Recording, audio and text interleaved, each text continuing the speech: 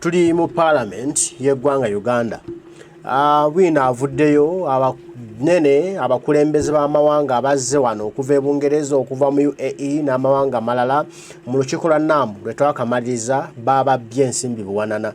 Abababbye babatutte mbwe entebe waliwo ki warehouse mulimu golodi empeke za golodi n'ensaano babatutte ne babalaga golodi oyo n'abagamba nti baagala ensimbi bamubaguze. Era abasajja olw'okutitibana abakutte ensimbi obukadde n'obukadde bwa $1 ne bagula golodi oyo n'abagamba nti bagenda kumutikka nabo nga baddayo bagende ne golodi waabwe gye baavudde. Bano bagenze mu lukiiko lwa NAM e Munyonyo wabula olukiiko bwe lwawedde ne banoonya ababaguziza golodi ne bagamba mugende okusala tuleeta golodi wammwe baatuse okusanga nga tewali kagolodi nakamu kajja ne bakomawo emabega okunoonya ababaguza golodi ne babula. Bwe bagezezzaako okunoonya ababaka ba Palimenti babataase kuba ababaguziza golodi ne bawa ennamba zaabwe ez'essimu bagenza okusanga ennamba z'essimu ziggwera mu State House. Aba State House be babba golodi wano ne babba n'abazungu abazze wano mu lukuŋŋaana lwa NAM. Era ababaka ba Palimenti abadde bayimiridde mu nsonga eno bwe bagenza okwebuuzabuuzako babagambye bwe muba mwagala kufa mugeze mulondoola ababbi ba golodi abo olwaliro temujja kusulawo. Kati ensonga eri mu Palimenti baani ababba ebyobugagga bya Uganda ne babitunda mankwetu nga tebasasudde musolo be baani ate abatemu abatta n'abagezaako balondoola. Kiri mu Palimenti anti namusala tusedda ku nnyoge abaana omuliro bagukumyemu. Kansoke nkutwaleyo mu Palimenti olabe embeera nga bweri abasajja banyiivu abasajja bakambwe ebibuuzo byebuuzibwa tebirina ansa. Bannange eggwanga lyaffe lyagwa dda tusaanye tuyimuke twetaase. Thank you, Right Honorable Speaker. Right Honorable Speaker, let me start from the revenue aspect of it, the domestic revenue sources. Right Honorable Speaker, I want to bring to the attention of the Minister of Finance that he should interest himself in the leakages in Uganda Revenue Authority, especially in the taxation of gold. Mr. Speaker, last year, towards the end of last year, November, December, a staff of URA who was able to unearth the fraud, the tax avoidance, people are not paying taxes on gold, and it happens to come from my place. When she raised that matter, she was found herself dismissed from Uganda Revenue Authority. A month later, she found herself sick. We have flown her to Nairobi. What has been found out, she was poisoned. I don't know whether there's a connection with dealing with those who are involved in that scandal. Right Honorable Speaker, when we were having the Cisco conference in Munyonyo, a young man approached me. I didn't know where he came from, but later on introduced himself to me. He says they came from UK, but originally his parents come from Guinea. And they were here together with another businessman from Dubai. They were received at the airport by police, led to an office in Entebbe, where they were shown the gold plate, gold tablets, and they told to pay. They paid $62,000 US. They were delivered to stay in Munyonyo. 2 days, the people disappeared. As they were flying back, they were communicating. They said, we shall find you at the airport. We shall deliver. By the time of boarding, they were nowhere to be seen. So he said, I need your help. We are now stuck here. These are the contacts of the people. But what was shocking, using my friends whom I know on the other side, I say, please, where does this number lead to? The answer I got was, Honorable Cooper, if you want your life, don't follow these things. Don't follow it. You will die. So that's the risk involved in that, because the people who are involved in it, I don't know. So, Honorable Speaker, the Honorable Minister, since you have the machinery, Please investigate the issues of gold tax revenues, unless possibly you also want to fear your life. But I know because you, yeah, there's a lot of leakage, we're losing a lot of revenue in the people who are involved in the gold dealings in this country. So, Right Honorable Speaker, the minister should pick interest in this. Two, Honorable Speaker, the matter I raised here about grant aiding, 2022-2023, we had schools that were approved here for grant aiding. Later, Minister of Finance and Education came that they don't have the money. They say we shall do it the following year. 23-24, we again put, and we appropriated the money. But to date, we should be thinking about those students, those pupils, because the parents, once the list was published in the new vision, they pulled back. The government has taken over. What is the fate of these children today after hearing from what the Minister of Education said and the Minister of Finance? We appropriated money. Can the Minister of Finance and Education confirm to the parents who come from those areas where those schools that this year there won't be any money? They should just continue paying for the teachers, for the services. Because otherwise, without that, I don't know where the schools will close. So, Right Honorable Speaker, I want to appeal to the Minister to follow that matter up. Equal Opportunities Commission published a damning report. It's an indictment to government about the distribution of services, jobs in this country. Honorable Minister, as you work on the budget framework paper, please can you take that into consideration such that we don't see that reoccur in this country? We all belong to this country. We all pay taxes. So please take note of that and incorporate it when you are doing the budget framework paper in the allocation of resources. Finally, Right Honorable Speaker, is on the issue of the infrastructure. I cannot conclude without saying, please, Kumi Serere Kasilo Kagwara Road. The president promised us in 2011, 2016, 2021. We don't want it to say the same thing in 2026 campaign. We even made a letter in 2022, the blue letters, putting that road, the one of Soroti, Serere, Pingire, Mulondo, Garama, the one of Ochero. I'm happy for the one of Ochero, Kaberimaido Ochero, we passed the loan here. But those are the tools. Those are the few roads on the eastern part of the Greater North Road. If you started from Jinja up to Soroti, how many roads on the eastern, on the left-hand side of the road? How many are tarmac? It's only one, the one of 3. So please help us to sort that matter such that we can. Thank you, Honorable Cooper. Honorable Mpuuga. Thank you, Right Honorable Speaker. Honorable Speaker, I was here when the minister laid the BFP, and we exchanged presentaries, including an advisor to him, to this time around follow the law, and he promised to follow the law. 2 things are outstanding. First of all, I've been trying to understand whether the minister came here when I was away and announced a migration from program-based budgeting to sector-based budgeting. Because I really miss the House, and I've never heard of that. A lot of the alignment of the BFP speaks to sectors. The programs are vanishing progressively, Honorable Speaker. Relatedly, in the financial year 2021-2022, we questioned the absence of an evaluation framework for the program-based budgeting. And there was the promise that it was being developed. But Honorable Speaker, none of these programs, as far as I recollect, has been evaluated. I suspect the reason why the minister is running away from the programs to return to the known path of sectors. Will the minister clarify whether we are using both now and we moved back to using both the new and old, that Parliament can understand how best to work with the Minister of Finance? Honorable Speaker,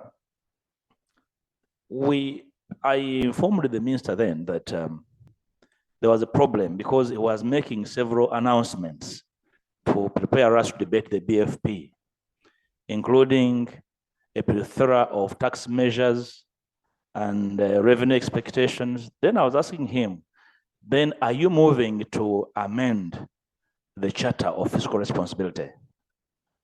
The minister said no. The two reports speak to the lack of sync between the Charter, the BFP, and NDP3. The Honourable Minister should understand that in this, there's nobody to defeat. So nobody should be on the defensive. If you have moved like your response in a brief communicated to announce tax measures, you have revenue anticipations hitherto not anticipated, it means it alters your revenue expectations. And therefore, it changes in a way the charter. In Regulation 3 of the PFM regulations, you're allowed to amend and come on the floor of Parliament and inform Parliament. There's no crime in that. The law allows you to do that. So why are you moving in the corners when you have the entire law allowing you to come and say, we are moving, we are amending the charter, and therefore there are new areas that we have discovered, there are new revenue sources. And you see, Honourable Minister, this then will help you not to be explaining yourself every day. Honourable Speaker, we made the charter 2 years ago, but the minister has never brought to the House a public debt management framework. That is why members are debating whether the public debt rhymes with the promises in the charter. The law requires of the minister next month, right, Honourable Speaker, to report to Parliament on the performance of the economy. Will you stop him from reporting until he has laid a public debt management framework? Because the public debt is a huge scare to the country. If this government were a head of a family, they would mortgage even padlocks in the house. You need to tell us how you're going to manage it. We've got to give an understanding of how you want to manage the public debt in the medium term. Otherwise, without a public debt management framework in place, we are grappling in the dark, right, Honourable Speaker. Yet the law demands of the minister to lay it immediately after laying the Charter of Fiscal Responsibility. Right, Honourable Speaker, lastly, I implore the minister to come clean on revenue sources that they are debated. How I wish you had made those proposals here so that the Budget Committee and the House debate your proposals so that the figures that will come. I have had the presiding officers complain about debating tax measures last. Then we figured with the figures. If your tax measures would come at this stage, then we would have a beautiful conversation about their possibility, their efficacy, and how they rhyme with their proposals, Minister. Thank you, Right Honourable Speaker. Thank you. Honourable Mpuuga, you've raised the issue of program-based versus sector-based. And this is an issue which I raised when the report was being presented here. I raised it seriously because now I could see the budget framework paper was presented to us in form of program-based, 20 programs, but then the report is in sector. Okay, so, and at that time, we also found a challenge with our committees, how our committees are formulated, and I assigned the committee on rules to study this issue and advise us within 3 weeks so that we can say we are not blamed, we are not the ones who are blamed, but also the minister committed that after they will realign, they will consolidate and realign the budget back to the program base, because they say for them, they presented according to programs. We processed, no, they said for them, they presented according to programs. We Parliament processed according to sectors. Okay, so and the dilemma of the chairman budget committee could also see when he's receiving reports from sectoral committees, not program committees, but sectoral committees. So we still have a lot to do to harmonize, to ensure we all, both of us, finance and our parliament, we have to harmonize on this after this budgeting process. Please, Honorable, let's move. Honorable Santa, I'm not around any procedure, order, information. I'm now on debate. We don't have much time. Honorable Santa, and then Honorable Chivumbi. I read the names. I don't know why the rest keep standing up. Until I finish these ones, I can't pick anyone else. Yeah. Thank you so much, Right Honorable Speaker, for giving me this opportunity. Right Honorable Speaker, we are discussing the budget framework paper, which I want to believe that is a plan right from the bottom. But Right Honorable Speaker, as long as we go on planning and then we don't follow, this parliament every year appropriates the money. But when it comes to release, it's a different issue. I'm cognizant of the fact that we have a limited resource envelope. My question to you, the minister in charge of finance, just at the start of this session, there was a question about the money for the roads. We budgeted, we appropriated, but we don't have money released for this quarter. And you said it will come this February. How much money will come?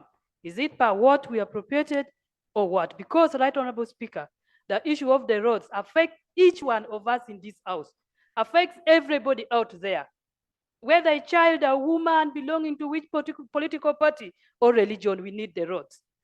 Two, Right Honorable Speaker, when you look at the budget framework paper, the report from the committee, we have only achieved 17% of the National Development Framework, National NDP 3, only 17%. And we are planning, we are budgeting. And the poverty is increasing. And our debt burden to GDP has also increased. So, Right Honorable Speaker, I would like to ask the minister in charge of planning, aware that we have limited resource, which way are we moving? Let me end by talking about the revenue of this country. We have projects which are under-implemented. We pass money here, but as if due diligence of most of these projects were not done. Can that be a source of our revenue? Two, domestic borrowing, where you are not paying people who have provided services to the government, and yet they are employing so many people. And these people, when the businesses collapse, that means that we have a challenge in our economy. So I wanted to hear the plans that you have, more especially for these people. I want to thank you, Right Honorable. Thank you, Honorable Chivumbi.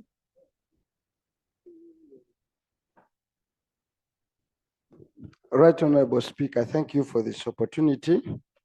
And I'll go to page 47 of the main report.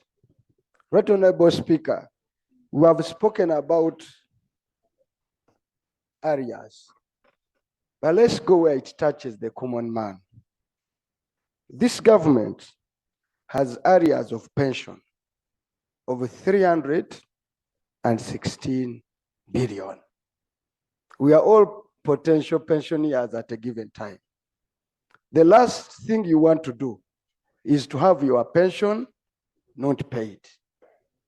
And can we make an appeal that as they come with the ministerial policy statement, they look for ways and means to provide money for the pensioners. We are talking about this government. I've looked at that page. I don't want to go into that detail of that page. They can't pay for utilities. They cannot pay for rent. But most importantly, we have just assumed the presidency of NAM and GIWAT 27.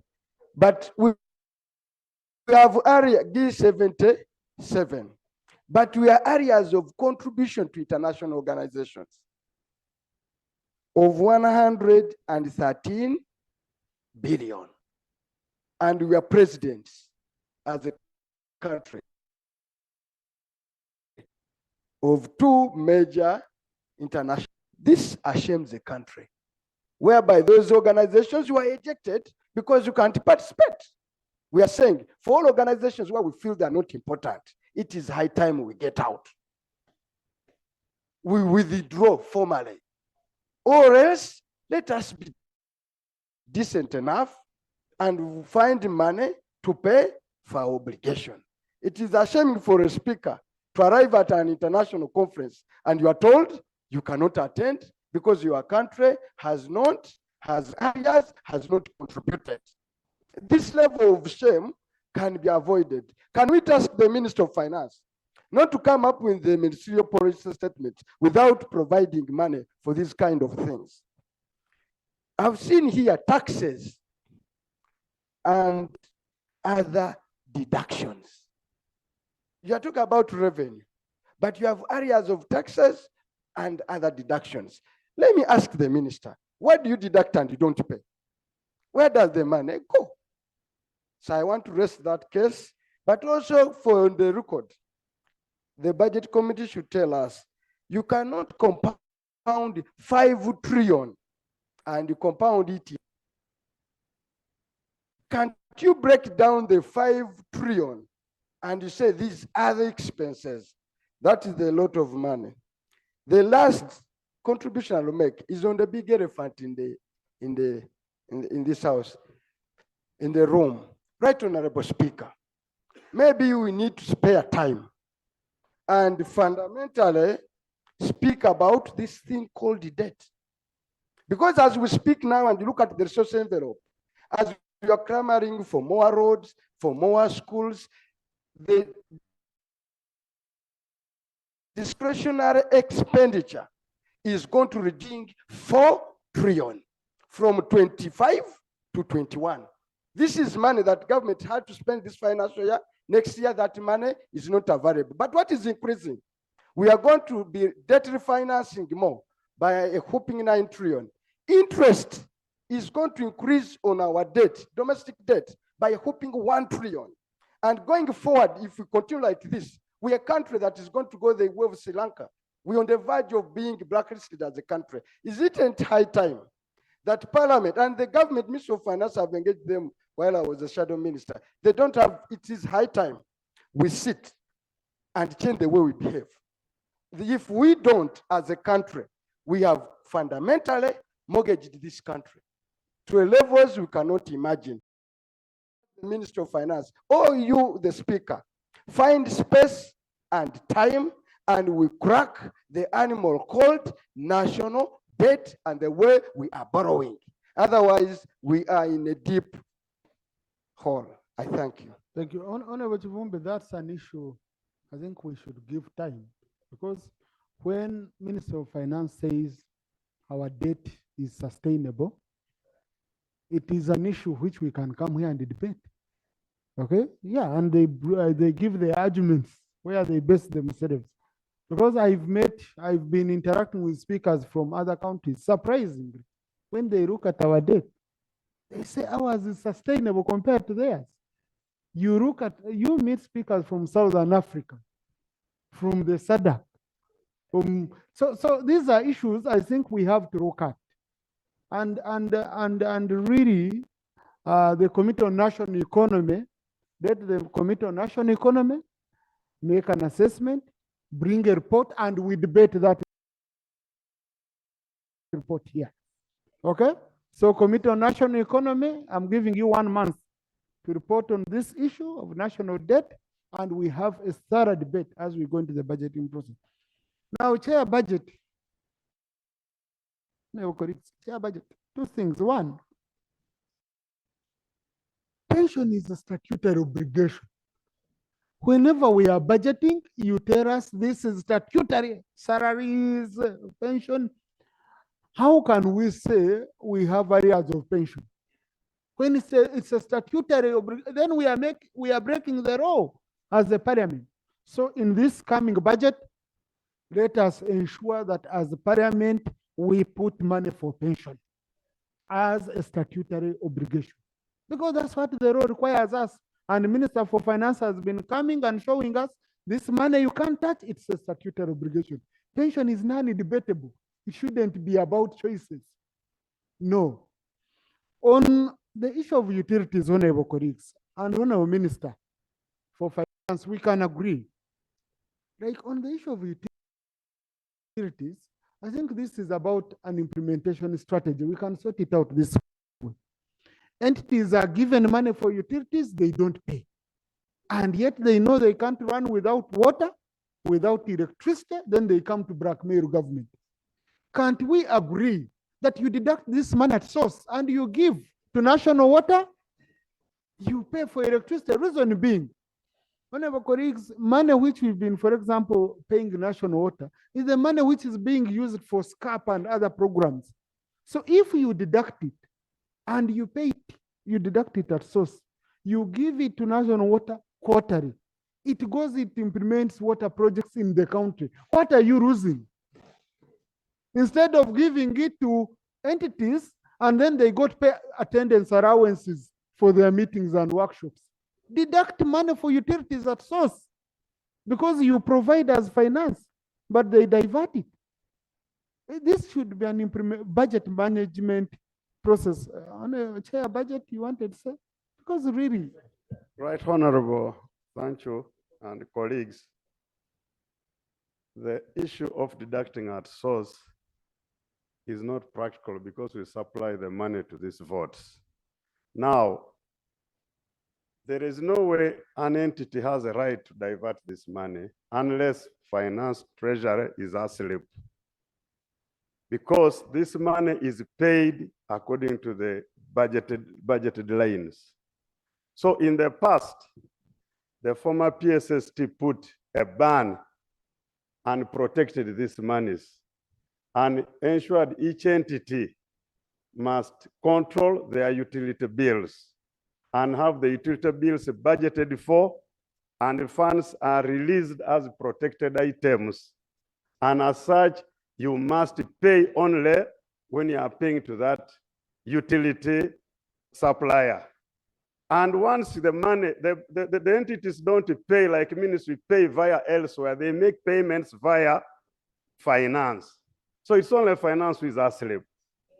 And the right honorable and colleagues, another issue we take note of when we discuss domestic areas, by now we should not even be having it at all, because government instituted a commitment control system whereby each accounting officer, before you make a commitment, expenditure is recognized at a time of placing an order. And you only place an order if funds are available. Now, colleagues, where trouble comes, would now condemn the accounting officers. But you remember that in the policy statements, the accounting officers provide worker plans.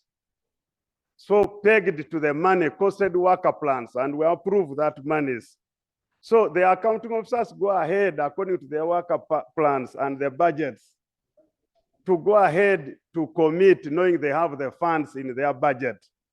Now, at the end of the day, finance doesn't release the money. But we go back again to finance as far as expertise is concerned, because one of the issues as per Schedule 3 is assessing the financial risks. The experts in finance are supposed to do the financial risk assessment and monitor, do evaluation, and put steps to mitigate the risk. The risk in terms of public finance could be shocks to the systems which will cause a shock, say, to revenue. So if there is a shock to revenue, by the time it occurs, if our experts are really working, they should have already taken steps to get. Switch on, Chair. Yeah. So colleagues, on that same, we now find ourselves in a cycle because somebody is not doing his work. That's where we are. Thank you. Honorable Mero, Obiga Rose, Okot Boniface, Nakut Face. Thank you, Right Honorable Speaker. Right Honorable Speaker, I join the rest of my colleagues to support this budget framework paper. However, I have some few issues that I would like to seek clarification on. Right Honorable Speaker, we have been extending the terms of the LOC1. I don't know whether we are not in any way disenfranchising the people from voting their leaders after their term has expired. And even when we look at this budget framework paper, there's nothing provided for that. And we have kept on pushing this ahead. Right Honorable Speaker, the issue of the districts which have been occupied by the cities, I have not seen money provided for this. I don't know what we are going to do because many of the cities have occupied the premises of the districts. And as we talk, they do not allow even the districts to be operating within the same premises before they get their new home. Right Honorable Speaker, we have a big challenge of pension and gratuity. These people who are pensioners have been working and they were earning money. I don't know why government cannot know that these people have offered a service and that at the time when they retire, they should be paid automatically like other countries. In Kenya, where we did a benchmark trip, the government decentralized, and after decentralizing, everybody knows the retirement date of the workers. And therefore, by the next coming month, when someone is retired, he's entitled to his pension. Why are we not implementing this? When are we going to amend the Public Service Act so that we can have these pensions handled the right way?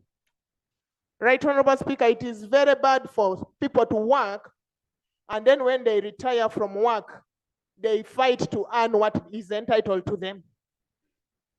Some people die, some people are in Kampala here, some people's names disappear from the districts and they're appearing from somewhere and the money gets to wrong accounts. I think we need to look into this very carefully. And then the other thing, Right Honorable Speaker, this report that we are debating, you have guided on the issue of program budgeting vis-a-vis the sector budgeting. Right Honorable Speaker, I don't know whether we are proceeding right if we are going to keep introducing new projects without Thank you, Honorable Boniface.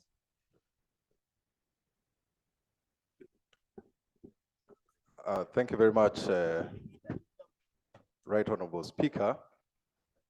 I want to thank the committee for the report. Right Honorable Speaker, Parliament is a house of records.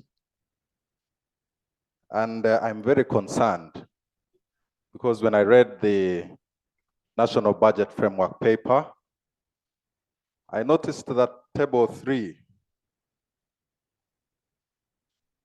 on which is about equity, responsiveness, gender and equity responsiveness. I've noticed that the figures that are captured there are mathematically inaccurate. Right Honorable Speaker, you'll notice that on that table 3, the average figure of 54% for the financial year 24-25 is not correct. The correct one is 57.56. Last year I raised a similar matter, Right Honorable Speaker. And what is your source when you say the figure is not correct? Right Honorable Speaker, last year when I raised a similar matter, you guided that the chair of budget committee should sit with myself and we made a computation, and indeed the figures were inaccurate last year. He admitted to the House. This year again, the figures are inaccurate. Right Honorable Speaker. You want another meeting? Right Honorable Speaker, I also need your guidance, because if we are proceeding with figures that are inaccurate all the time, I really seek from you whether we are proceeding well and whether we should adopt this framework paper with the wrong figures. Secondly, can we first sort that? Let's first sort that. I'll allow you more time. Chair, budget. Thank you, Right Honorable. Table 3 is a report for gender and equity performance. We are there. This is a submission by Equal Opportunities Commission. In their survey, this is what they came up with. So we don't generate this. We're only attaching for reference what came from Equal Opportunities Commission. Possibly, if you are more informed and you can support the figures you are reading, then you may not sit with the budget committee, but you have to sit with Equal Opportunities Commission and correct them if you are an authority in it. So this Equal Opportunities Commission report, Right Honorable and colleagues. Yeah, that's why I was asking about the source for Honorable Is it a mathematical issue, arithmetical issue, or it's Right Honorable Speaker, I'm aware that this certificate of gender and equity responsiveness is a requirement, a prerequisite for us to pass this. And I've done computations on these figures last year and this year. And I beg that these figures are not correct, Right Honorable Speaker, and it would be prudent for us as a House of Records to correct these figures, because many years down the road, we will have considered wrong figures for a requirement that is legal. It could perhaps have legal implications on the process we are pursuing at the moment. On that one, please, my technical team, clerk, let the technical team on the technical bench help us add up all these figures and give us information which will help us to see whether indeed they are appropriate or not as we proceed. By the time we put a question, we shall have gotten advice from the technical bench. Yeah, so proceed. Thank you, Right Honorable. Right Honorable Speaker, still on the same table, you'll notice that for 2 years running, under the program of digital transformation, we've had scores of 0% for 2 years running. Right Honorable Speaker, it is wrong for us to see a child perform poorly and we act blind. I'm requesting from government that we also get the assurance that in the next BEFP, we have this digital transformation program perform much better in terms of its gender and equity responsiveness. Finally, last financial year, 23-24, the Innovations Fund, under the program of Innovations, Technology Development and Transfer, received zero appropriation, despite cabinet directive to provide 500 billion shillings annually since 2019. Right Honorable Speaker, I'm quite concerned, and also I want to implore this House that as a gift to the young people, we should ensure we allocate this 500 billion shillings towards innovations to support our young people who are currently mostly unemployed and underemployed. Thank you. Thank you, Honorable Bigaros and Honorable Nakutfe. Yeah, thank you so much, Right Honorable Speaker. Right Honorable Speaker, I want to thank the Budget Committee particularly on the issue of buying road equipments for the new districts. I really wouldn't want to mince my word here. Much as colleagues are saying they're all districts and they don't have equipments, this is really not being fair to the new districts. Roads of Terego have now become gullies and valleys. let's be there for each other. I would think with the meager resources in this country, we should start with the new districts, because we can no longer borrow from the old districts. They don't want to give the equipment as if those are their personal properties. We have fuel, we cannot work on our roads. So from December, we were set to receive this new equipment. Up to now, it has gone to the budget framework paper. And I hope this time it will not be words or writings, but it will materialize.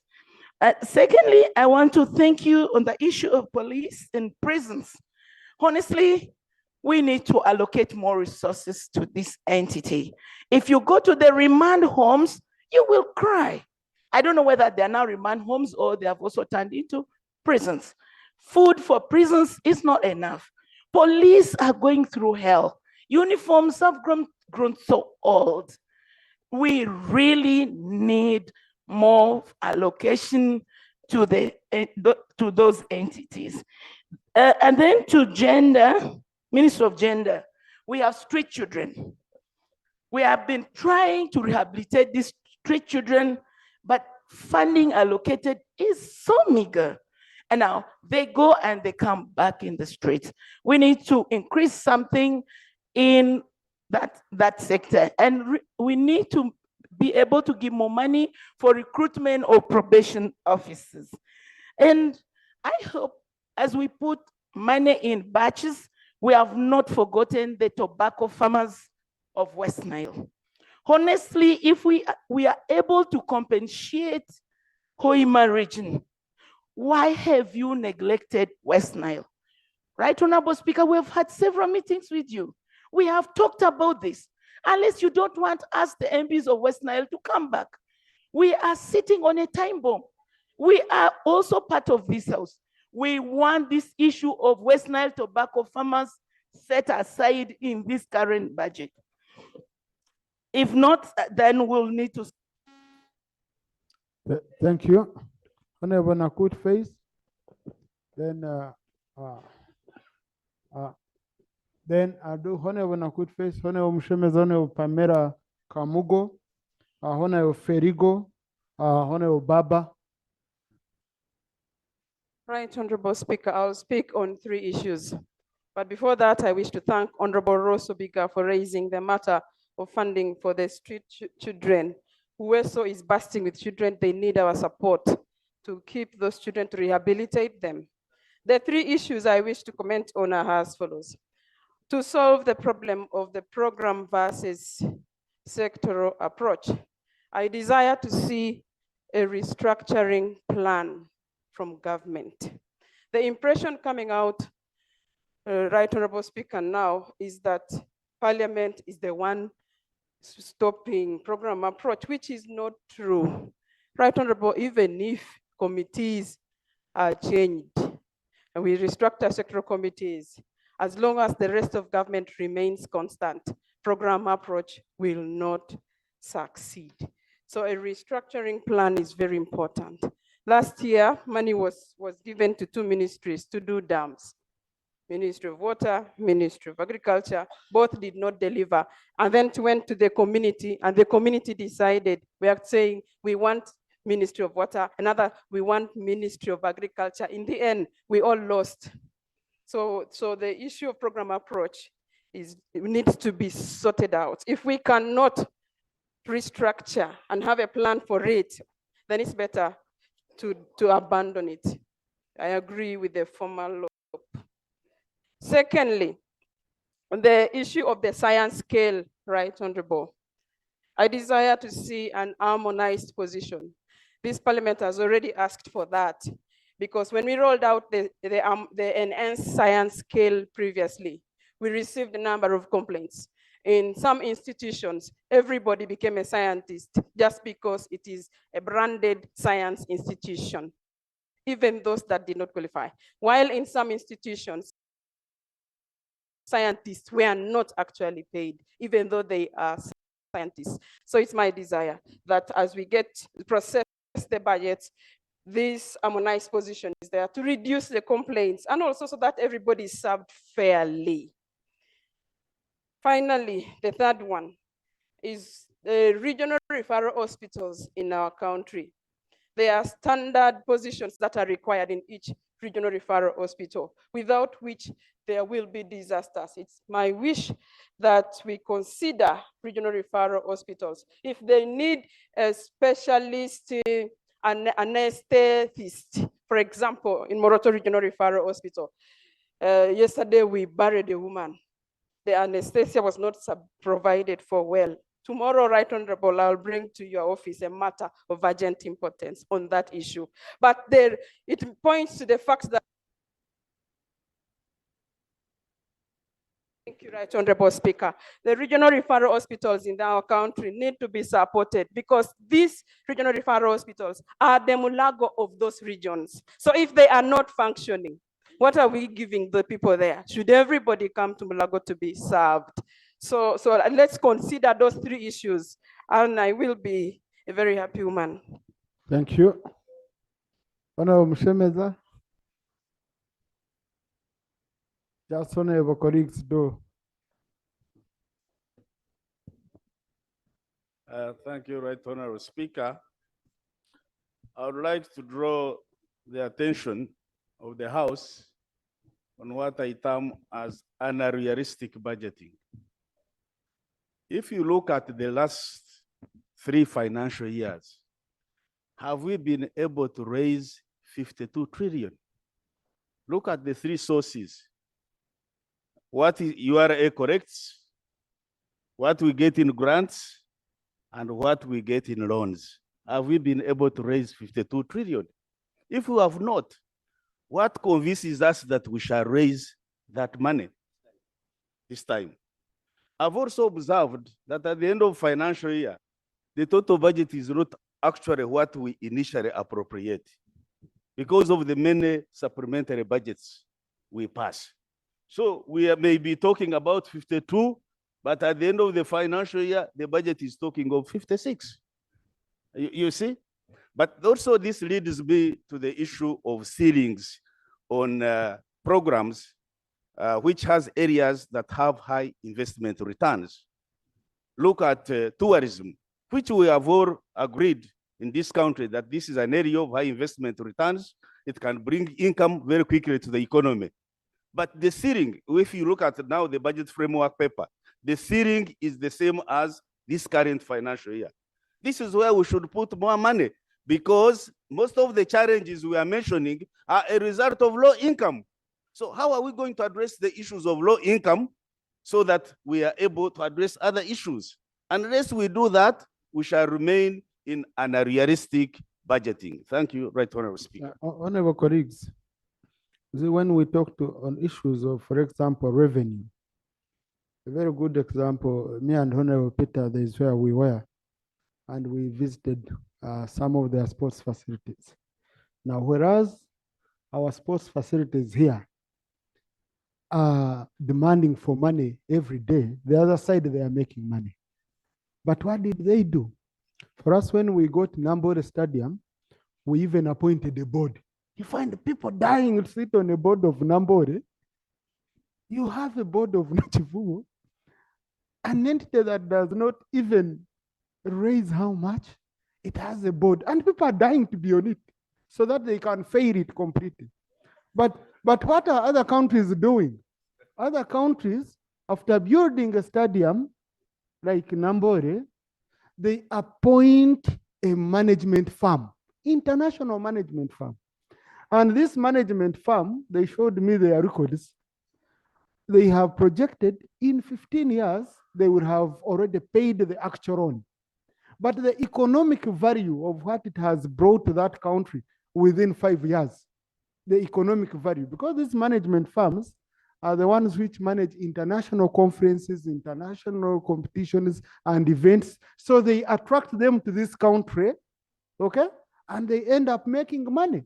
And the guy said, look, even the money we've made the stadium much better than how government gave it to us. But for us, Nambole, I receive calls from people robbing. You're a friend to one of Peter Gwang. I need to go on the board of Nambole. Nambole to do what? To kill it. I lost an election At least put me on a board of Nachivubo. Please. And you find the cabinet is spending a whole day discussing the board of Nachivubo. You cannot manage a stadium with a board. You need a professional firm.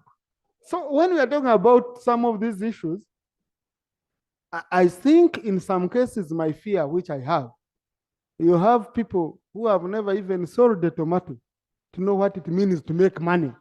And they are making decisions on how government should generate revenue.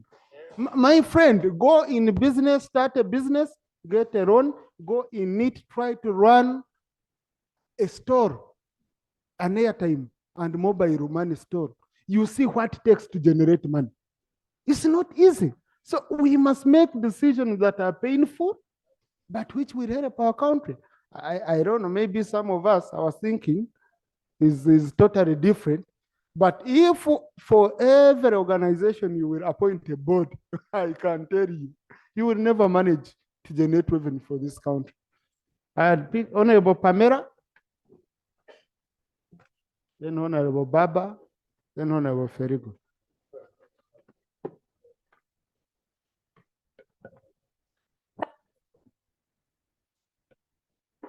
Thank you so much, Right Honorable Speaker, for giving me the opportunity. Right Honorable Speaker, I will address myself to vote 016 on page 110, and this is Ministry of Works. Right Honorable Speaker, my question is derived from that sector about the Kampala-Jinja Express Highway. Right Honorable Speaker, I'm meant to understand that UNRA has already procured a contractor. Unfortunately, Ministry of Finance has not allocated money to compensate for compensation for right of way. Right Honorable Speaker, from Kampala to Jinja, if you're to drive, it takes almost 6 hours because of the bad road, the potholes, and the traffic.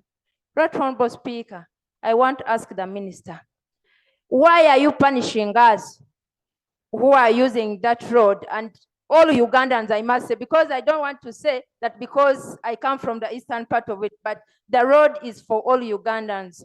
Right Honorable Speaker, I want to implore the Minister of Finance to find money so that we can compensate people and then we get the Kampala-Jinja Express Highway. Thank you, Right Honorable Speaker. That's a road that drives our economy.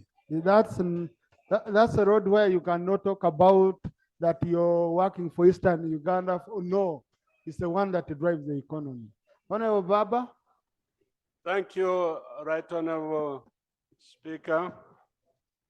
Honorable members, Honorable Musasizi, the Minister of State for Finance, is on record of normally being very organized and very articulate in presenting his issues.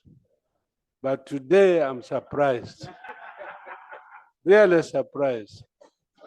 Why? And he has been a chair of a substantive committee of finance in this parliament. He knows the issues members raise here and the resolutions we pass here under your chairmanship, Right Honorable Speaker, on key issues which affect each one of us as members, on key issues which affect our electorates, in water, in roads, in health, in all sectors. Sir, I would have expected that in presenting this budget framework paper, the minister speaks to the resolutions of this House relating to these subjects. People have raised issues on pensions. Former employees of East African community are dying without getting their money. This House has ever passed a resolution on those pensions. What has the minister spoken to this about this? People have cried on road equipment. Those districts which have not got them. This House has passed a resolution on this. I would expect the minister to specifically come and say, on these issues you have raised, this is our response. What's wrong with my friend, Semuju? Mr. Speaker, the Honorable Baba, when he was a minister, he was speaking worse than Musasizi. As a banker bencher, he has now seen the sense. Having been a minister, speaking in the same way, or even worse than Musasizi, is he in order even to complain? When in all his statements here, some we threw them out, others we complain. Is he in order as a former minister for internal affairs? Thank you. To begin complaining when he was speaking the same language. Thank you. Now, honorable colleagues, I think the record should clearly reflect.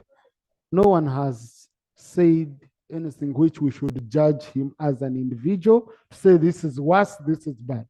Honorable Musazizi has only been technical. And because the technical issues are really sometimes, you know, Honorable Musazizi has to convey both good and bad news. When there is no money, he tells you there is no money. When there is money, he has already supported us, your honorable colleagues. Okay? So really, I wouldn't want us to judge any of our colleagues to make them feel uncomfortable that what they've said is bad, is worse. So, Honorable Baba, you're presenting very well. Yeah? Thank you. Please proceed. Thank you for protecting me. This Kira municipality man, I better watch his words. You'll be sacked from that portfolio if you're not careful. Now, my issue really is, we have passed resolutions here as Parliament, and I expected that in presenting the BFP, the minister specifically responds to them, especially to matters of concern to honorable members of Parliament. And I'm sure Honorable Musasizi can do that very, very well for us. Thank you. Thank you. Honorable Ferigo. Thank you, Right Honorable Speaker. I have two concerns. One is about the domestic arrears. I appreciate the explanation the Chairperson Finance gave, where we have commitment control system in place. And according to the Chairperson Finance was saying that commitments are made according to work plans. Right Honorable Speaker, that system does not require accounting officers to commit according to work plans. They are supposed to commit according to warrants raised by the Minister of Finance. Right Honorable Speaker, if we are not serious, and especially if the Minister of Finance is not serious to discipline accounting officers who cause these commitments, we shall have big problems. Problem number one is where you accumulate arrears, no payments, and businesses end up collapsing. Problem number two with that, Right Honorable Speaker, is that some of these suppliers and contractors have gone to court and they are attracting negatory expenditures to government. So we need to be serious. Those who are causing commitments illegally, let them be disciplined. Then secondly is about the issue of tax leakages. Right Honorable Speaker, Honorable Cooper mentioned something about gold export tax. I am a member of Committee of COSAS. When we are examining the audit report 2021-22, Auditor General indicated that we had not collected shillings 650 billion because of not being serious on gold export tax. When we're examining that report, Right Honorable Speaker, we were surprised as committee members when the Commissioner General Uganda Revenue Authority could not be able to give serious answers why he could not collect 650 billion Uganda shillings.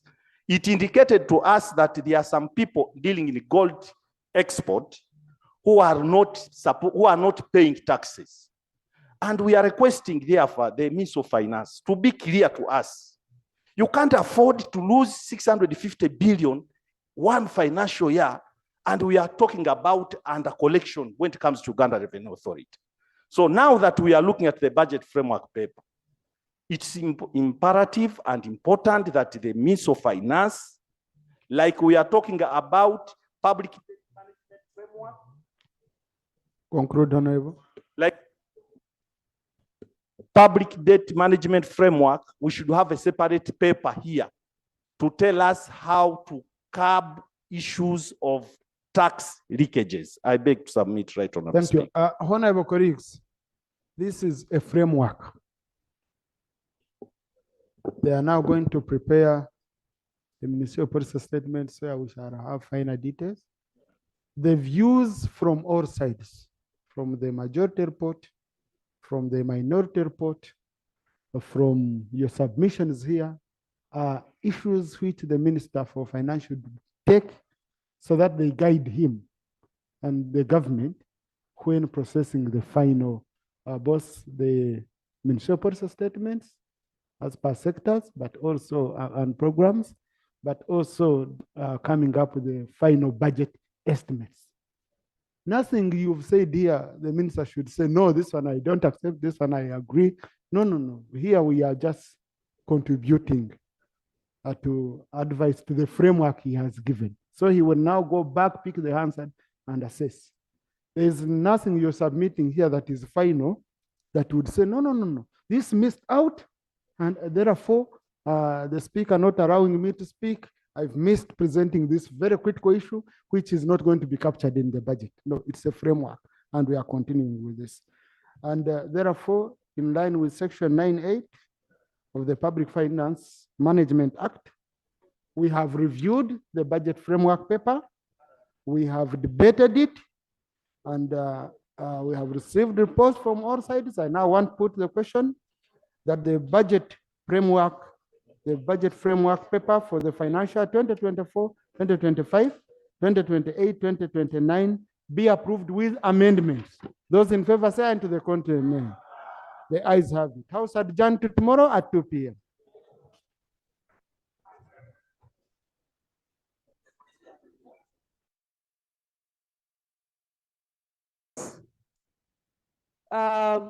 Number 37 is an ambassador deployed in China. Number 42, may the soul rest in peace. This person has died. Number 44, also this person died. And we don't have evidence for ghost expenditure under salary. Right, Honorable Speaker and colleagues, I joined the committee in the recommendation to support recruitment of health workers right from the national level. Right, Honorable Speaker, as we commend the government for the various structures established, we have challenges of shortage from Mulago up to the health units at district level. Therefore, I request that we support that proposal. But also too, Right Honorable Speaker and colleagues, we have issues of dilapidated structures under Ministry of Health.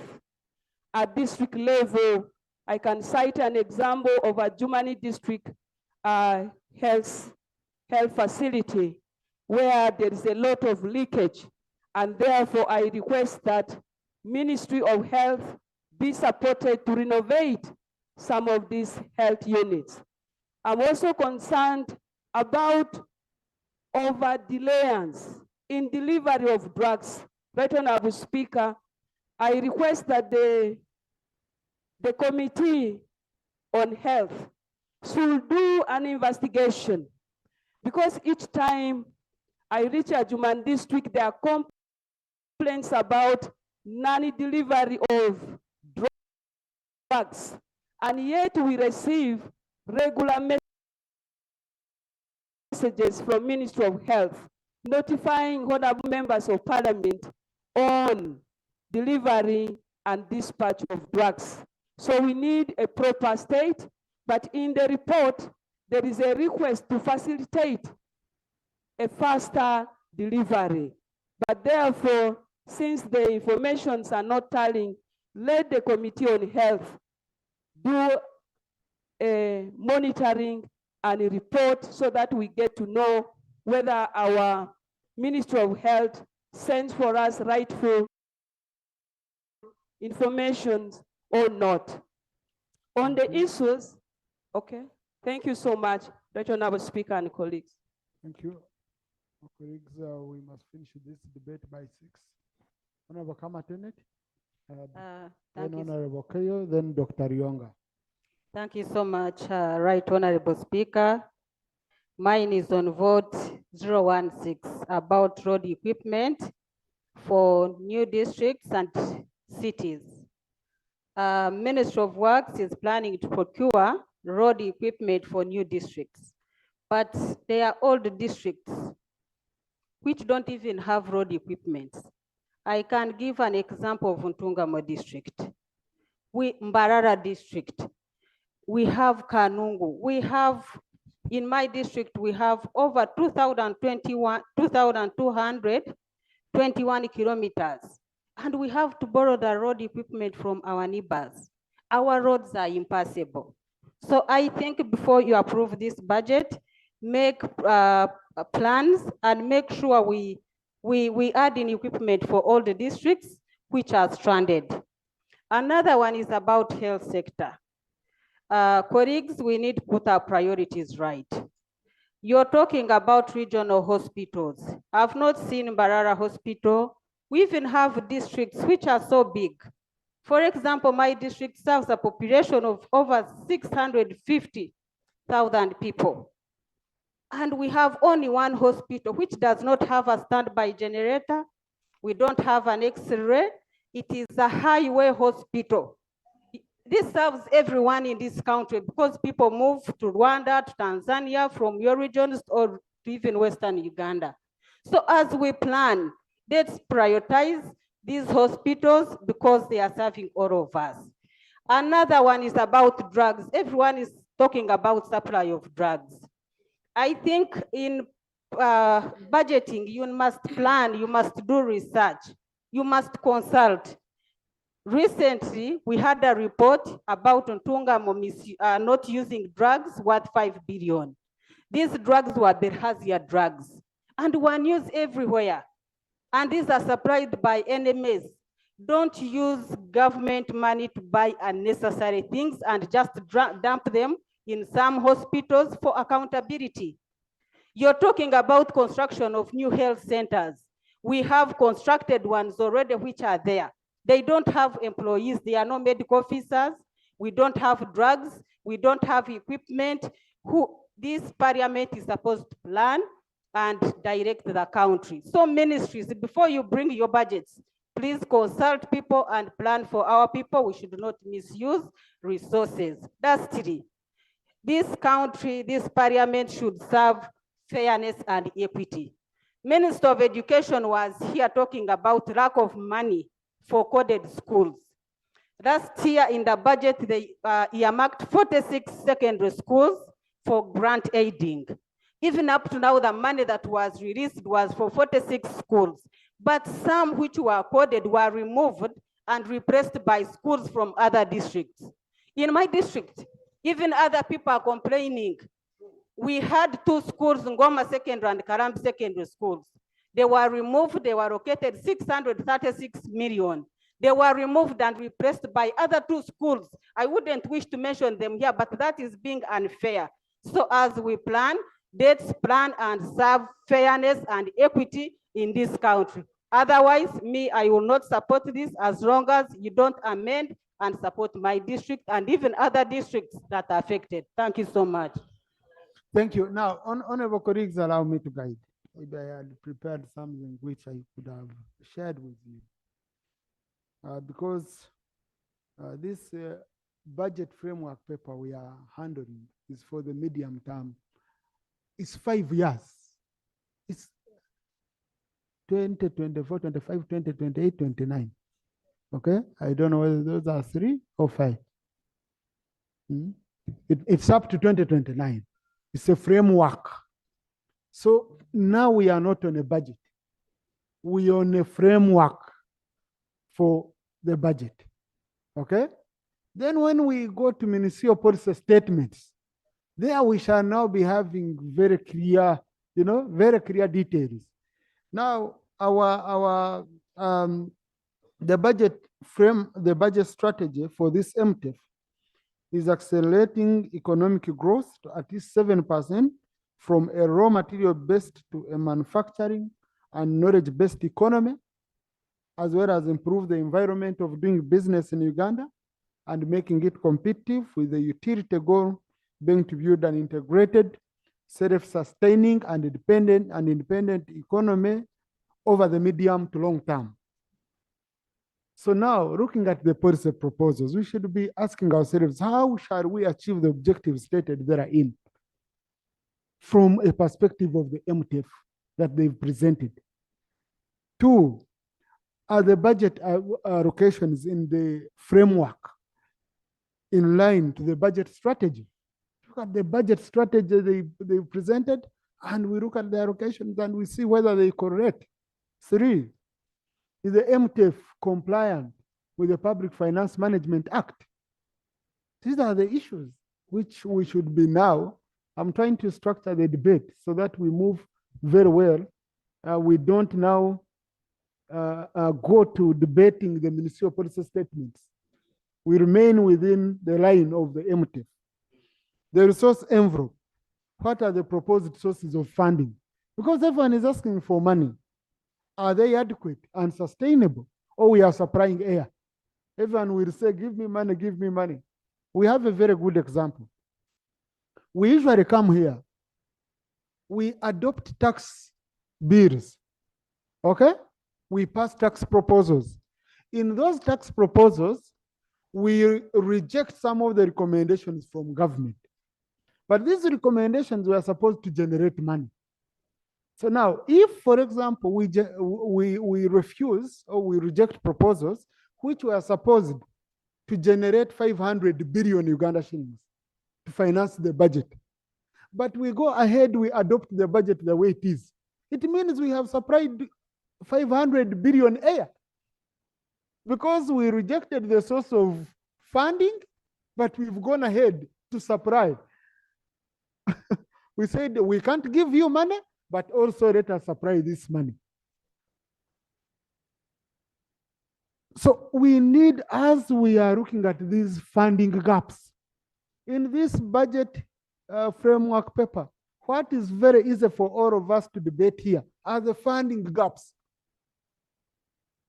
But resources, can we also debate on where we can say, government, you are losing resources? In the reports, they were saying you didn't collect this money from gold.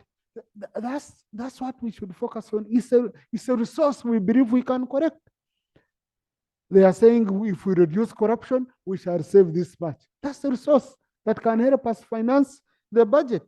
Then the policy proposals. Will the proposed policies lead to the targeted development that they've talked about in this MTF? This is how we handle the budget framework paper, honorable colleagues. Honorable Keyo. Thank you. Thank you, Right Honorable. Just let's get something, then Ayara Honorable Keyo. Thank you very much, Mr. Speaker. You have rightfully stated that actually what we have been presented with is just a budget framework paper. And indeed, it is a strategy for government for the budget of 2024-2025.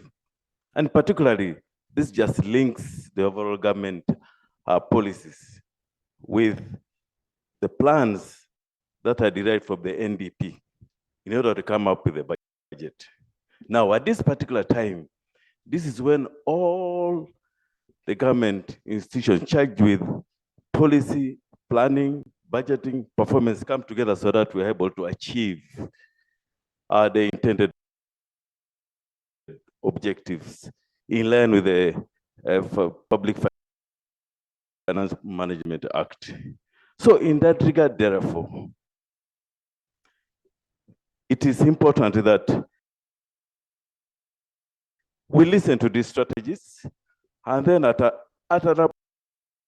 appropriate time when we are going to discuss the ministerial policy statements, which contains the details of which sets out the performance and the plans of the spending institutions. For this matter, the MDAs and the LGs. That's when we can involve ourselves in these discussions. For that matter, therefore, I would like to move a motion that this House approves the National Budget Framework Paper for 2024-25 to 2024-26. I beg to move.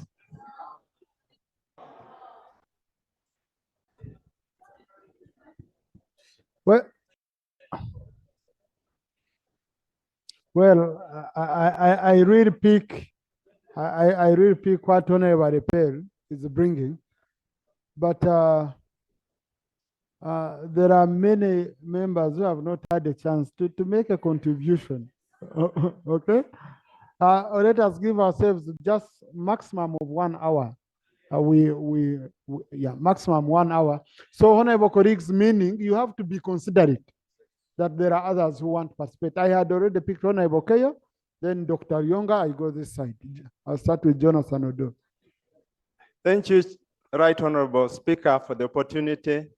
Right Honorable Speaker, the fisheries subsector is one area that, if properly explored, can bring a lot of money to this country.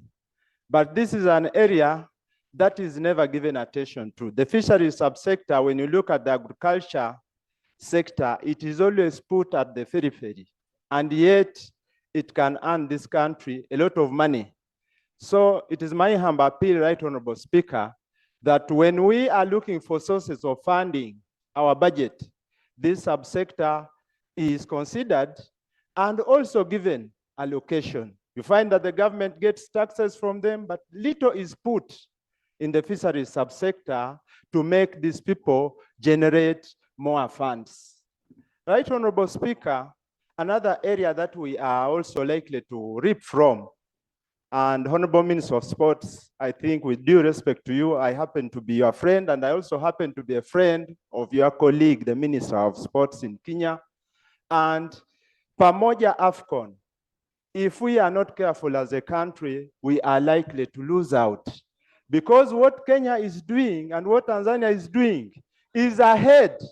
So I am patriotic enough, but what I'm saying, it would be embarrassing for us if we don't match at the same level with our colleagues.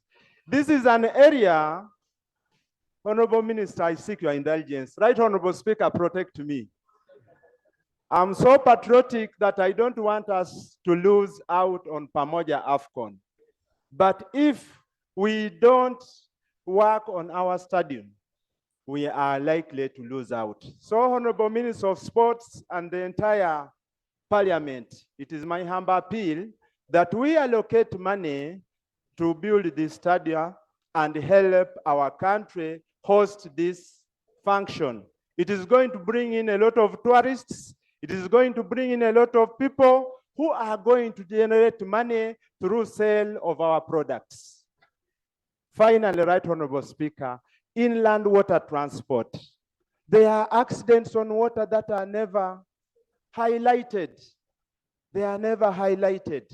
Of recent, we had an accident in Kalangala, but there are also accidents in Bukoli Islands, accidents in Uvuma, and our people are not protected.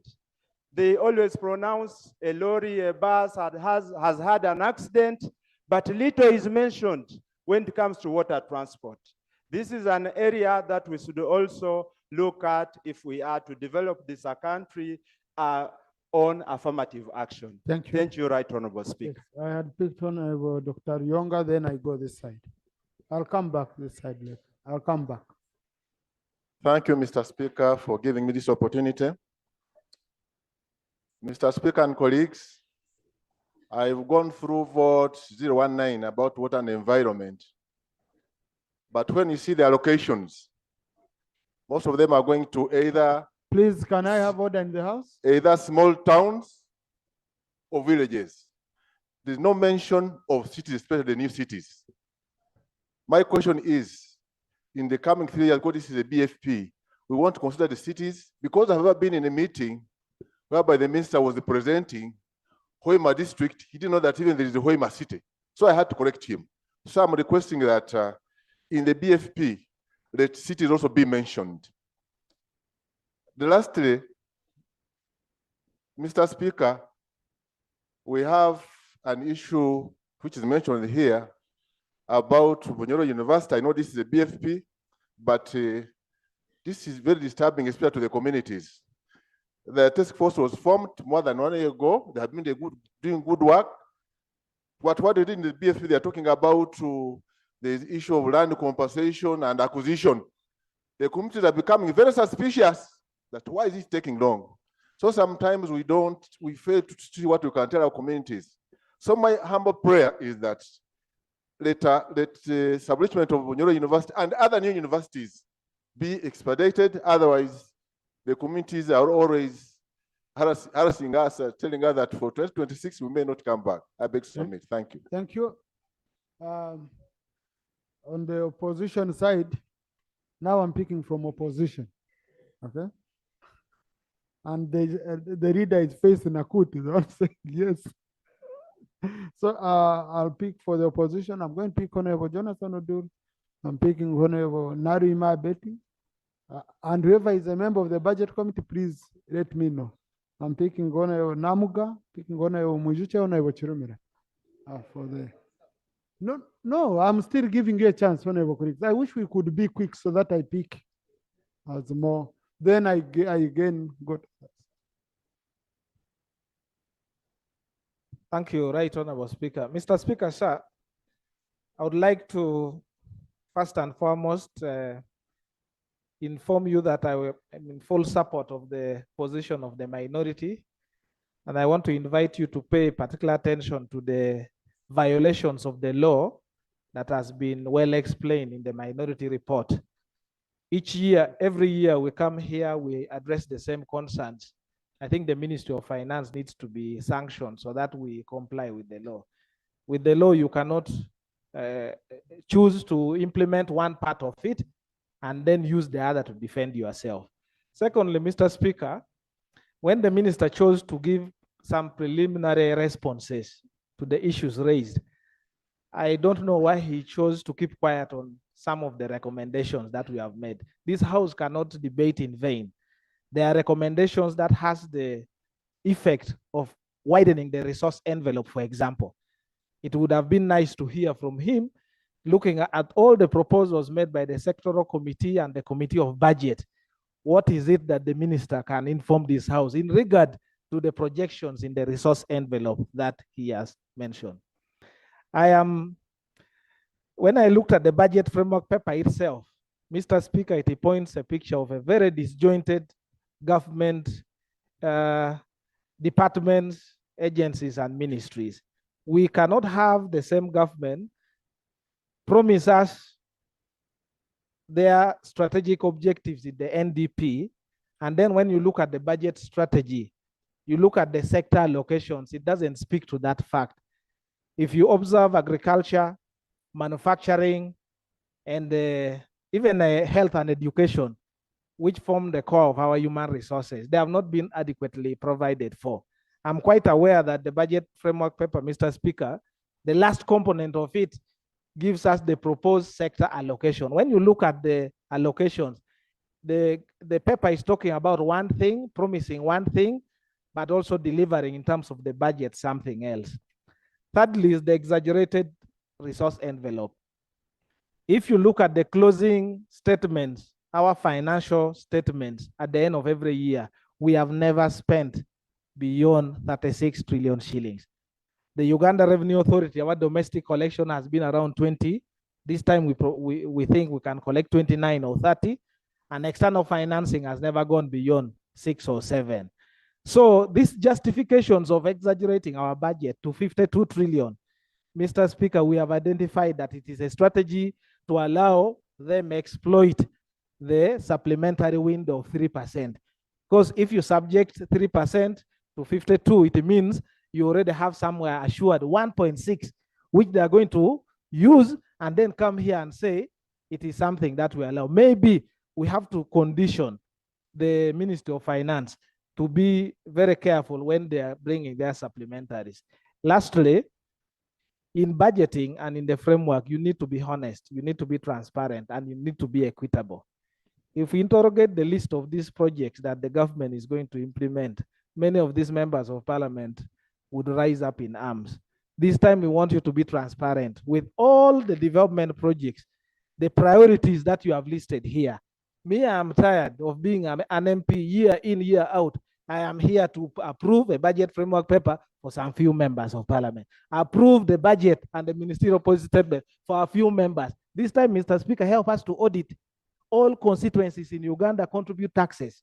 They deserve schools, they deserve health centers, they deserve roads. So this thing of going to one, this time I'm going to come with a big motion and I will identify each and every project and the last 5 years why only 1 or 2 constituencies have been benefiting. I thank you, Mr. Speaker. Thank you. That's has given you notice. So don't say it didn't warn us. Yes, Honorable Narima. Yeah, we can be quick so that we allow more colleagues to contribute. Thank you so much, Right Honorable Speaker. Right Honorable Speaker, my additions and inquiries to the Ministry of Finance as it came on board to clarify some matters. We wish to know why didn't it clarify on the matters of compliance. In the Marine report, it was clear and it was reported that there was no quantifiable estimation given. And under part, that's under 2.2, where the committee is reporting that there was no compliance as per Schedule 3 of the PFMA. We are also seeing a report to us that there was also under 2.4, the Charter of Fiscal Compliance was not responded to. So could we have those clarifications as the ministry is reporting? And finally, concerning the local government sector and public service, as the committee was reporting, the committee, we gave them several issues. And when we talk about compliance and ways of ensuring that we increase the fiscal feasibility in this country, matters of local governments are key. If in the request we put as Committee of Local Government and Public Service, we put forward several issues that can aid this country to have a better service delivery mode. Matters of issues of ensuring that our local leaders out there are well inducted. Now we are talking about 5 years. We are talking about the year 24-25 to the year 28-29, but not anywhere was it incorporated. When we talk about the infrastructure of local governments, nothing was catered for and was captured, and many other issues. So in summary, Mr. Speaker, I'm requesting once again that the matters that were put forward by the Committee of Public Service and Local Government that urgently need to be incorporated and taken care of within the next 2 years or as urgent as in the next budget, let them be incorporated in the budget framework paper such that local governments can deliver better in this country. I beg to submit. Thank you. I had already picked on Onamuga. Thank you, Right Honorable Speaker. I'm in support of the minority report in regard to this budget. One, Right Honorable Speaker, the issue of unrealistic budgeting, especially on the side of revenues. And I think this is the very reason as to why in every financial year, we find that there are so many projects that are not implemented, so many projects, and the same is happening this very financial year. So, Right Honorable Speaker, the Minister of Finance should be realistic when giving us some of these figures. Otherwise, I still submit that the budget figures that are provided are very unrealistic on the side of revenues and the resource envelope. Right Honorable Speaker, the investment profile of this country. There is a very big difference between the National Development Plan and what we indicate in our budget framework paper. So I would implore the Minister of Finance, kindly respect these national development plans that we make. There is a very big variance between our plans and our budgets. The other thing is about borrowing. Right, Honorable Speaker, it's not that we don't support borrowing, but can the Minister of Finance explain why we have 14.5 trillion under undisbursed loans? Can he also explain why government of Uganda in the financial year 22-23 borrowed money close to $739 million to support recurrent expenditure, payment of salaries and these others? So it's not that borrowing is bad, but the investment. We invest money in non-productive sectors. So kindly invest our resources in areas that are productive. Right, Honorable Speaker, we have a challenge in costing of government projects. We include projects in these plans that are not costed. That is why you find variances between output and planning. So we should employ our agencies to ensure that every time we do these plans, at least we have a basis for why we include some of these figures. Right, Honorable Speaker, they've just amended the Public Procurement and Disposal of Public Assets Act. I want us to interest ourselves in that act that has just been, the regulations that have just been amended. There are so many issues that have been put there, but procurement has become a challenge. Not that the cadres are a problem, but also this political influence. You saw the issues of the Mabati, where we have blue notes from the ministers, from the president to officers. Can we start respecting institutions of government such that we can discipline officers who have not executed on their mandate? Right, Honorable Speakers, we should respect institutions of government. Lastly, Right, Honorable Speaker, the issue of domestic areas. Every year, these accumulate, and at a very high rate.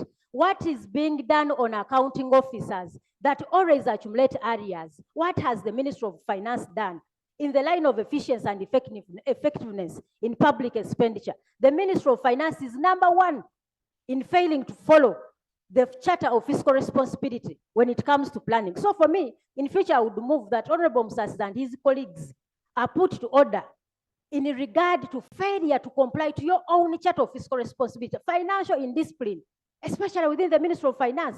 This thing of supplementary budget, every year we have supplementary budgets here, and he's the one who used to always come here and say, we shall never have a supplementary budget. Then the next year comes, you are the one to come to this place. So Honorable Msasi and the colleagues should be put to order to know that they should respect Ugandans when it comes to budgeting. Thank you, Right Honorable Speaker.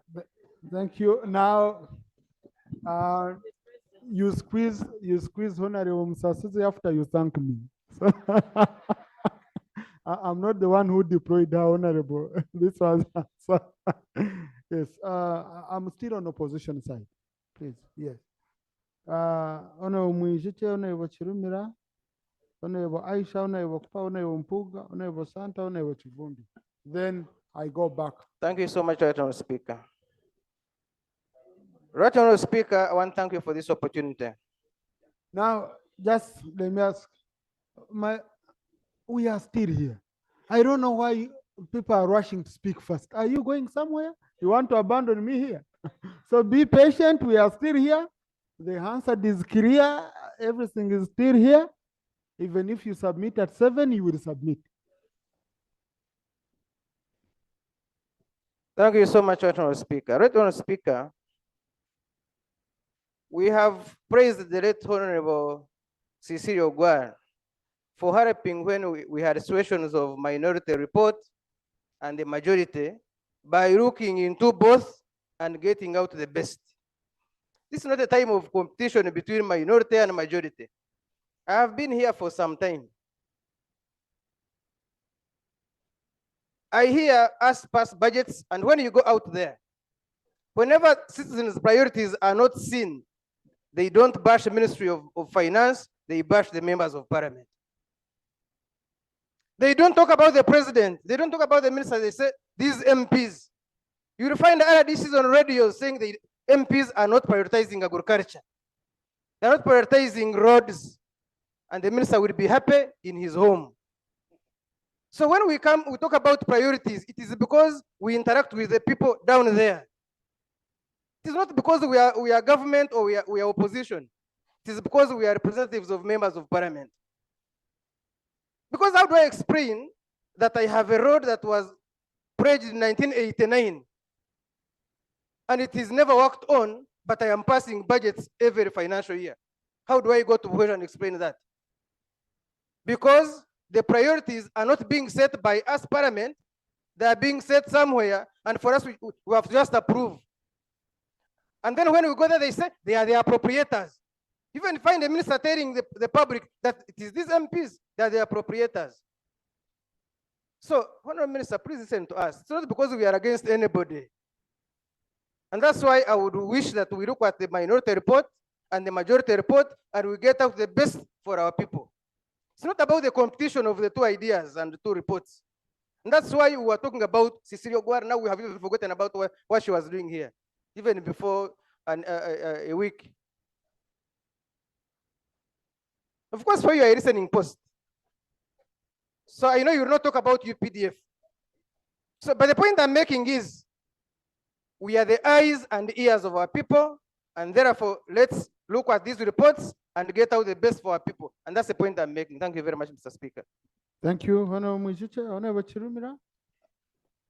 Thank you, Right Honorable Speaker.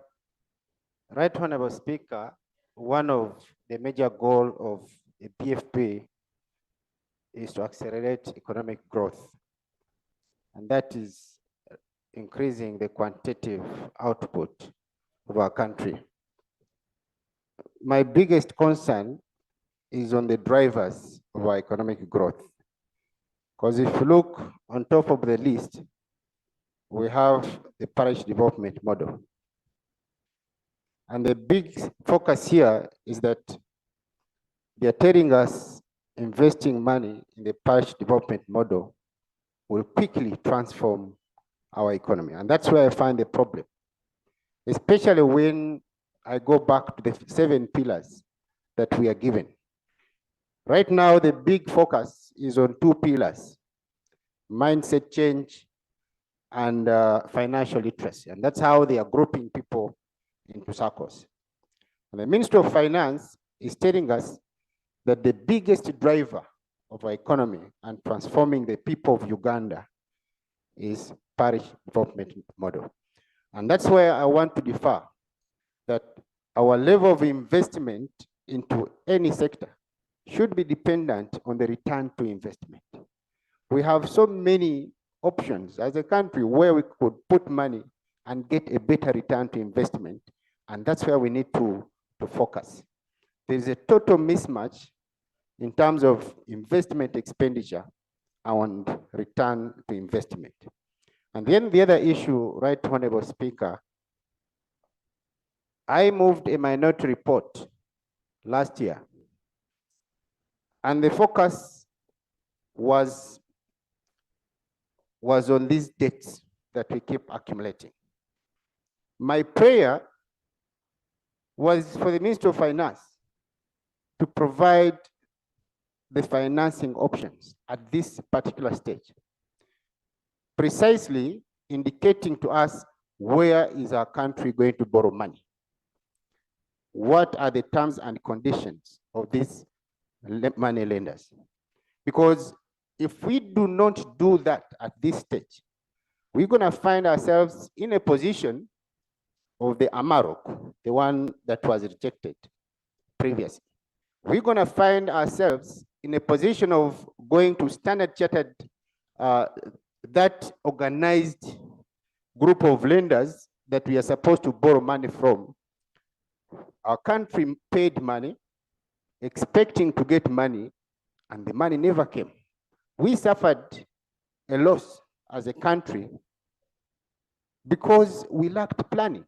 And that's why I'm urging government, when we are doing this budget process, especially at this stage, it is paramount for us to know the source of the money. It's true, we all agree that we have to borrow, because if you look at our budget, 22% has to be debt. But please be precise to the country. Tell us, where are we going to borrow? What are the terms? What are the conditions of these money lenders, so that we put ourselves in a better position running our country. Thank you, Right Honorable. Thank you, Honorable Aisha, then Honorable Cooper. Thank you so much, Right Honorable Chair. I want to thank the Budget Committee. Right Honorable Speaker, I beg your pardon, for the 2 reports. in relation to the conclusion, I speak on ground of the conclusion of the minority report, where I said that if the report cannot be thrown out because of the irregularities, then it should be amended accordingly. And that's the ground that informs my submission. Honorable Speaker, the minister was short of informing us, which was a question in the minority report, what led to the decreased revenue expectations, while revenue collection increased even around time COVID period, but this time increase in revenue collection is significantly low. That answer was not submitted to us. Not to ever overemphasize, but just to amplify the need for getting the sources of date. Failure to submit sources of date is supplying air, because I am sure by this time, finance exactly knows where they are going to borrow this money from, but they're not disclosing. Suppose they come and make proposals here and Parliament rejects, so we need to know the sources. But most importantly, on page 62 of the major report, there is a request to inject more money into human vaccine. I recall, right, Honorable Speaker, that previously we have injected money into science and technology, and especially in the invasion of discovery of vaccines, and we have never received any report. Year after year, we are putting money into vaccines. We have had even other countries have been able to come out with vaccines like COVID vaccines. Despite the monies that we put there, we've not been able to get anything. The report talks of retooling. I'm actually dismayed that the report talks of retooling external security organization officers, while the report defers retooling of teachers, especially at this time when we go into the new curriculum. Right, Honorable Speaker, many of our teachers, especially those of us that come from rural areas, actually some teachers have given up because they say what they don't understand what they are teaching. Teachers have not been retooled, the new curriculum is on. Besides, the students are required to go and do their own research. But in schools, there is no electricity. In schools, there are no computers. We require that their parents will buy the laptops probably, but we know many parents are unable. Some internet, I'm told, is expensive, we know that. Some parents are risking giving their children phones to be able to do research, but we know all the risk of a phone to a child because they are tempted into going into social media. This budget does not speak to that. And Right Honorable Speaker, page 73, we talk about solving. As I conclude, let me conclude that point, just that point. But you've allocated yourself more time. You say, no, you can't switch on for more time before you're given permission. Let's conclude, Honorable. Thank you, Right Honorable Speaker. Page 73 talks about helping being able to stop early pregnancies to girls. The report talks about the figures of girls that have become pregnant and say in order to address this, then they talk about skilling. These are two different things. The problem spoken about, the objective is different from the cure. When you talk about skilling the pregnant girls, that does not solve the problem of other girls being pregnant. So I find the objective and the solution communicating two different things. Thank you, Chair. I rest it at that. Thank you. Honorable Cooper, then Honorable Mpuuga, Honorable Santa, Honorable Chivumbi. And then again go. Byebyo ebiri mu Parliament mubiwulira Uganda wetuli abasajja bayisa nsimbi zaabwe kweriira kweyagala kukola bye baagala kukola naye nga gwe munnayuganda tolina ofuniramu wabula bo bakola ebyabwe ebibayamba okukola ebyabwe bo bye beetaaga nga bo naye nga tebiyamba munnayuganda wonna gy'oli wabula nga biyamba bo okuteeka nsente mu nsawo zaabwe kyovula tukyalina omulimu munene ogw'okutereeza eggwanga lyaffe omulimu munene naye nga manyi nti one day bijja kutereera, eggwanga lyaffe lijja kutereera, tusobole okubeera obulungi, tusobole okweyagalira mu dduniya muno. Kale mbaagala nnyo mwenna abali gye muli, Mukama Katonda asaba bankuumire. Tujja kuba tuddamu ebigambo okubyogera bwana bakkiriza. Ddunda Lugaba Namugereka, Batayi mweraba.